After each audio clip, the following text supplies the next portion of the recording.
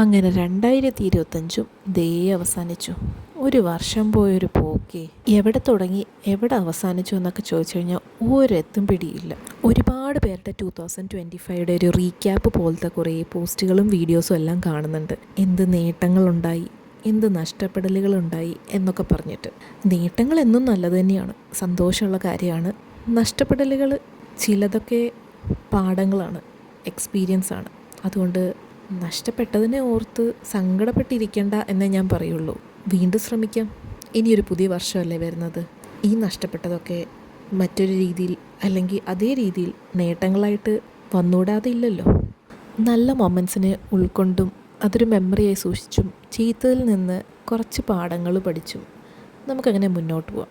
ഇനി വരാൻ പോകുന്ന വർഷത്തിൽ നല്ലത് മാത്രമേ സംഭവിക്കൂ എന്നൊരിക്കലും പറയാൻ പറ്റത്തില്ല. പക്ഷേ അറ്റ്ലീസ്റ്റ് ഒരു കാര്യമെങ്കിലും നമുക്ക് ഉറപ്പ് വരുത്താം. നമ്മുടെ ഹാപ്പിനെസ്, നമുക്ക് നമ്മുടെ സ്വന്തം ഹാപ്പിനെസ്സിന് പ്രയോറിറ്റി കൊടുക്കണം. കാരണം നമ്മൾ ഉള്ളിൽ നിന്ന് ഹാപ്പി ആയിട്ടിരുന്നാൽ മാത്രമേ നമുക്ക് ചുറ്റുമുള്ളവർക്കും ഹാപ്പിനെസ് കൊടുക്കാൻ പറ്റുള്ളൂ. ബാക്കിയുള്ളവരുടെ ഹാപ്പിനെസ്സിന് വേണ്ടിയിട്ട് സ്വന്തം ലൈഫ് സാക്രിഫൈസ് ചെയ്യരുത്. മനസ്സിന് ആഗ്രഹമുള്ള ചെറിയ ചെറിയ കാര്യങ്ങൾ ചെയ്യണം ലൈഫിൽ. ഒറ്റ ലൈഫേ ഉള്ളൂ. ഈ വർഷം കടന്നുപോയി, ഇനി അടുത്ത വർഷം വരാൻ പോകുന്നു. എത്ര നാൾ നമ്മുടെ മുന്നിലുണ്ടെന്ന് നമുക്കറിയാൻ പറ്റില്ല. ജീവിക്കുന്നിടത്തോളം സന്തോഷമായിട്ടെങ്കിലും ജീവിക്കാമല്ലോ. നിങ്ങൾ തന്നെ നിങ്ങളുടെ ഇന്നർ പീസ് കണ്ടെത്തണം. അതാരും നിങ്ങൾക്ക് കൊണ്ടുവന്ന് തരില്ല.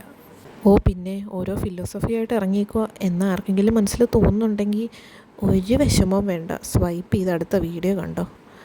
ഞാനിത് എൻ്റെ സന്തോഷത്തിന് വേണ്ടി ചെയ്യുന്നതാണ്, എൻ്റെ സന്തോഷത്തിന് വേണ്ടി പറയുന്നതാണ്.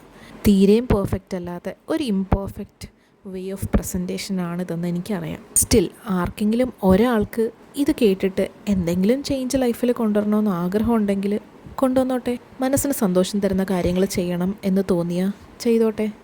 2025 എല്ലാ എക്സ്പീരിയൻസുകളോടും ടാറ്റ പറഞ്ഞിട്ട് 2026 നമുക്ക് വെൽക്കം ചെയ്യാം. Happy new year.